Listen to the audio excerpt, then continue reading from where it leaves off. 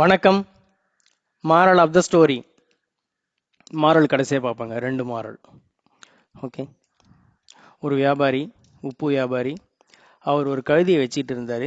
அந்த கழுதை மூலமாக அந்த உப்பை தான் ஊர்லேருந்து பக்கத்து ஊர் சந்தைக்கு எடுத்துகிட்டு போய் விற்றுட்டு வருவார். போகிற வழியில் ஒரு ஆறு வரும். அந்த ஆற்றை அவர் கடந்து தான் போகணும்.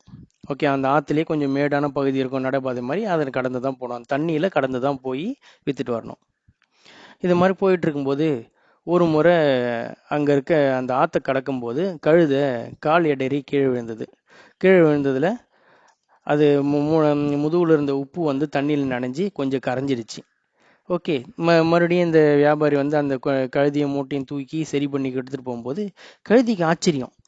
அதோட எடை வந்து பாதி குறைஞ்சிருக்கு. என்னடா, தண்ணியில் விழுந்தோடனே பாதி எடை குறைஞ்சிடுச்சு அப்படின்ட்டு. அடுத்த நாள் அதே மாதிரி தண்ணியில் விழுது, அதே மாதிரி வழிக்கு விழுது. இந்த மறுபடியும் உப்புக்கள் வந்து தண்ணியில் கரையுது. கரைஞ்சோடனே எடை குறைஞ்சிச்சு. புரிஞ்சிச்சு, பாயிண்ட்டை பிடிச்சிச்சு நம்ம கழுதை.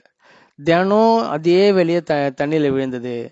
இதை வந்து வியாபாரி பார்த்துக்கிட்டே இருந்தான். வியாபாரி ஒரு நாள் ஏமாறலாம், 2 நாள் ஏமாறலாம். வியாபாரி இல்லை, இது வந்து அதுவாக வழிக்கு விழுற மாதிரி தெரியல, ஏதோ ஒரு காரணத்தோட வழிக்கு விழுற மாதிரி தெரியுது அப்படின்றது கண்டுபிடிச்சிட்டு வியாபாரி ஒரு முடிவு எடுக்கிறான், சரின்ட்டு.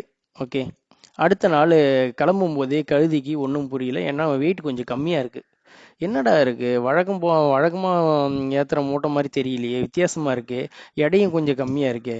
சரி, ஏதோ ஒன்று, எடை குறைஞ்சா குறையிட்டோம், நமக்கு பிரச்சனையே இல்லை அப்படின்னு சொல்லிட்டு வழக்கம் போல் ஆற்று கடக்கும் போது வழிக்கு விழுந்ததுக்கு அப்புறம் தான் ஒரு ட்விஸ்ட்டு. என்னன்னா, அந்த வியாபாரி இந்த முறை உப்புக்கு பதிலாக பஞ்சு ஏற்றி வச்சுருந்தான். ஓகே. ஆற்றுல விழுந்த உடனே அந்த பஞ்செல்லாம் நனைஞ்சி 2 மடங்கு 3 மடங்கு வெயிட் ஏறிடுச்சு. கழுதைக்கு ஒன்றுமே புரியல.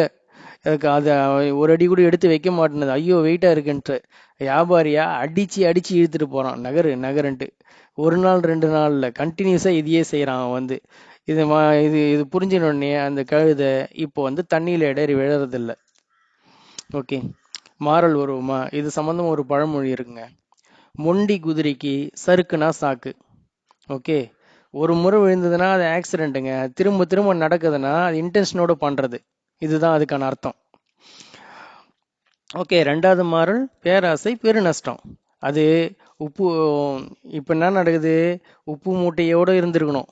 ஆனால் பஞ்சு மூட்டை வந்து எடை கம்மியாக இருக்கே, தண்ணியில் விழுந்தா இன்னும் கொஞ்சம் எடை குறையும்னு சொல்லிட்டு தண்ணியில் விழுந்ததுக்கு அப்புறம் தான் அதுக்கு தெரிஞ்சுது அது வந்து 3 மடங்கு வெயிட் ஏறுன்றது.